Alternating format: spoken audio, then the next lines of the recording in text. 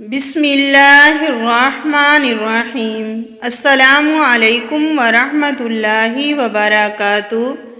حضرت عائشہ رضی اللہ تعالی عنہا نے بیان کیا کہ مدینے کے یہودیوں کی 2 بوڑھی عورتیں میرے پاس آئیں اور انہوں نے مجھ سے کہا کہ قبر والوں کو ان کی قبر میں عذاب ہوگا، لیکن میں نے انہیں جھٹلایا اور ان کی بات کی تصدیق نہیں کر سکی۔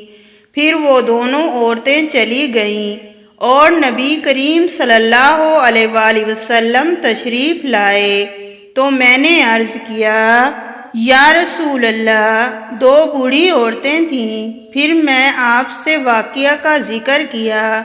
نبی کریم صلی اللہ علیہ وسلم نے فرمایا کہ انہوں نے صحیح کہا، قبر والوں کو عذاب ہوگا اور ان کے عذاب کو تمام چوپائے سنیں گے۔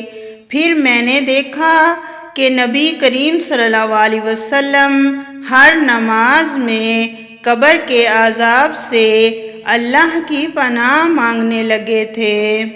حضرت انس بن مالک رضی اللہ تعالی عنہ روایت ہے کہ نبی صلی اللہ علیہ وسلم نے فرمایا، قسم ہے اس کی جس کے قبضہ و قدرت میں میری جان ہے، کوئی بندہ مومن نہیں ہوگا جب تک اپنے ہمسایہ یا اپنے بھائی کے لیے وہی بات دل سے نہ چاہے جو اپنے لیے چاہتا ہے۔